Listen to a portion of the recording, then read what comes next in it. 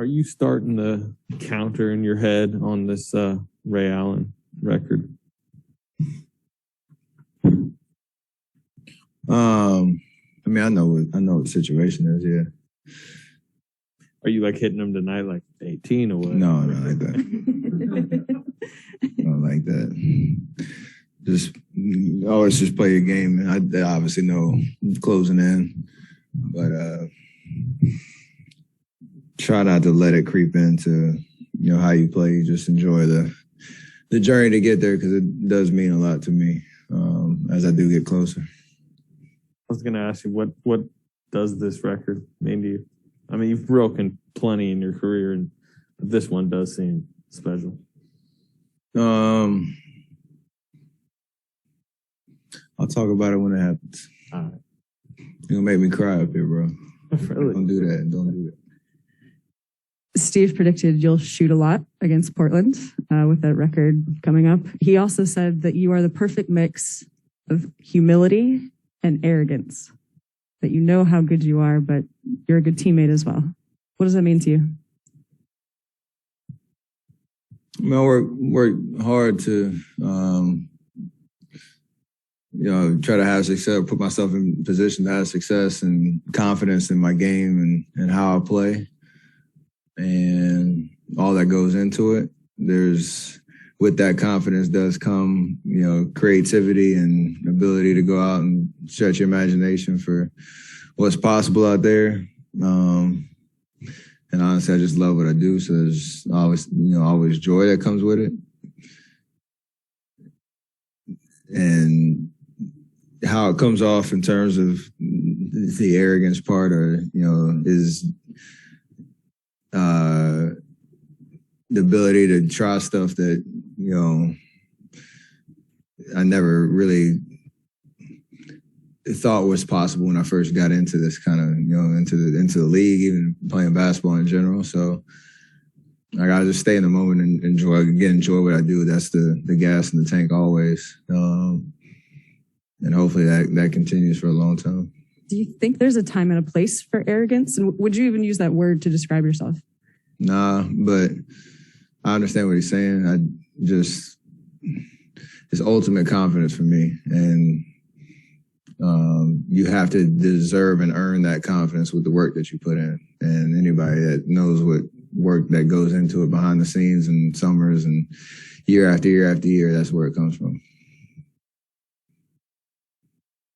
Speaking of stretching the limits, do you think that it's possible to do this thing on Wednesday? Anything is possible.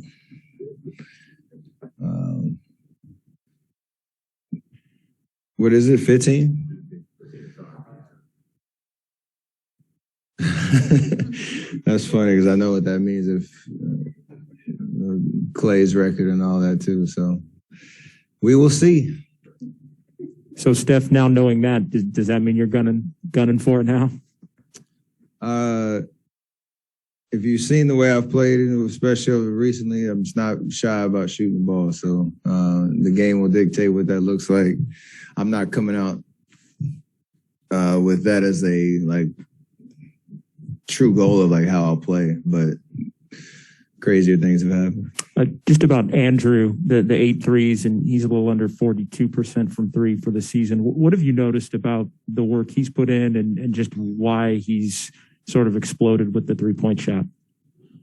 I think it's a combination of the work he's put in. Like they said, the same thing kind of I just explained. You have a confidence that comes with that, knowing he can shoot the ball. He's an amazing scorer. When he has his mind made up about what he does when he gets the ball, whether that's shooting or driving, good things happen.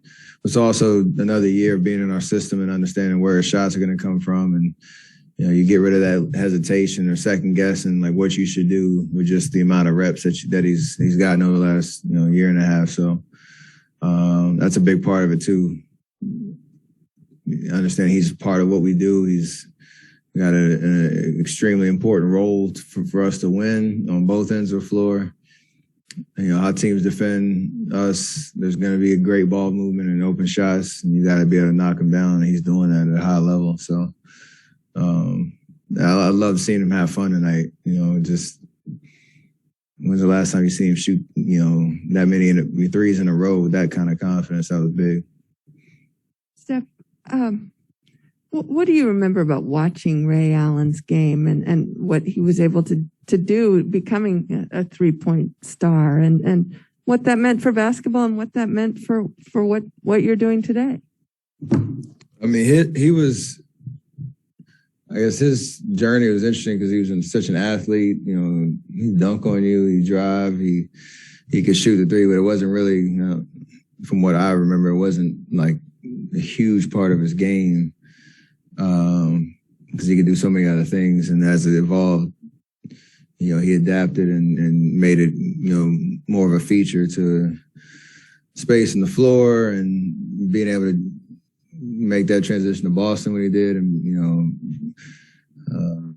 help that team win a championship, and obviously in Miami as well. So I think the different iterations of his game throughout his career is pretty impressive, but also the work that he put in is a common theme. As you saw, he used to show up to the arena 3 hours early on the court, get shots up when there was nobody in there. And he had a very specific routine that he stuck to. And I learned a lot from that. I got to see him in Milwaukee when I was 10 years old and do shoot-arounds with him and my dad. My brother was out there, and,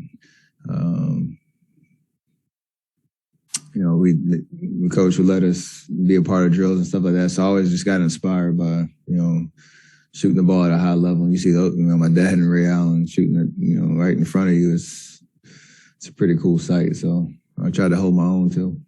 He thinks the world of you and what you've done. I mean, does that mean a lot to you? And he's credited the way you work. Yeah, I just like the fact that he complimented my golf game more than basketball. Basketball is cool. Everybody talks about that. The fact that I can beat him in golf, that's even better. Stephen, in best case scenario, would you prefer to do the record at home, or how much does it matter to you? How much would it matter to you if it were to happen, long shot? It is the weirdest thing to be picky about breaking a record like that. So I have thought about it. Obviously, it'd be nice to have a home crowd and feel that energy. I feel like it'll be special no matter what, because I'll make it special. It'll be an amazing, experience for me and my teammates and all that. But we'll see. Everybody had predictions, I think, going into the year based on the numbers and all that. So we'll see where it goes. What would be more fun if it were to happen? Breaking Ray's record or breaking Clay's record? Ooh, no, Ray's that's a body of work over, a career that longevity, volume, accuracy, all that stuff that goes into it. 1A and 1B. Let's put it that way. This is taking you off topic a little bit. Obviously, there's so much good going on for you guys, but James still has not yet been cleared for scrimmages. What are you seeing with him behind the scenes, kind of having to watch all this as his career is still kind of sitting in pause mode? He's engaged. He's been present in film sessions, practices, and balancing that with his rehab and the amount of hours he's put in. So he's working. I think he's staying engaged mentally and physically. It's a tough break, and we talked about it a lot last year with strides he was making, injury. He come back, and then the one that he's still dealing with, it took him out the rest of the season. So we understand the big picture. He's got a long career ahead of him, and you can't rush any situation that's going to put him in jeopardy of just, being able to play consistently whenever that time is right. But in the meantime, everybody's talking to him, trying to make sure he understands the system, and is just present for all the teaching moments that our coaching staff's done an amazing job this year with our young guys, so that he can get the mental reps, and then when he's ready to play, hopefully he can apply that in real time. But I think the biggest thing is don't put too much pressure on himself. Just get healthy first. Make that the priority, and then the rest will take care of itself. All right, two more. One for Ron, then one on Zoom for Joe. Steph, have you allowed yourself to think about what it would be like to break the record on the road? And I ask that because, I mean, obviously, statistically, it seems that's likely now, 5 road games after Wednesday. But also, you've had a unique experience in road games. You know, fans chanting MVP. I mean, that doesn't usually happen for a visiting player. If you break it in Philly or Indy or New York, what do you think that'll be like? I don't know. I kind of like that, just the anticipation of what that could mean. I do. I mean, I remember watching Ray break Reggie's record, and it was in Boston, and Reggie's on the sideline doing the call, and it was such a just dope moment. He hit it, and then there was a possession or two and a foul, and he walked over and gave Reggie a hug during the free throw, and then the next time out, he went back over there and said something to him. I remember watching on TV and just feeling the energy in there. So I think any basketball fan will appreciate when it happens, no matter where it is.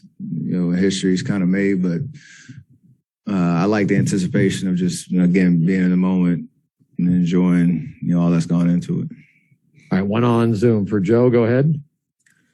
Hey, Steph. I remember you guys running like a play to start the second half where you went on some kind of a hammer or flare screen. And you got so wide open that you took a rhythm dribble, but you missed it. Are you surprised sometimes at how open you are, considering how teams usually defend you tightly, that you just hesitate for a bit, and that hesitation, that rhythm dribble, it makes you miss that shot? Yeah, I mean, open shots are weird because it does affect your timing when you're surprised how open you are. And that was even tougher because it was the first possession out of halftime and first touch. So it almost went in. Why are you being so hard on me, man? God dang. It's in and out. It was right there. I set the bar so high. I'm sorry. Thanks, Steph.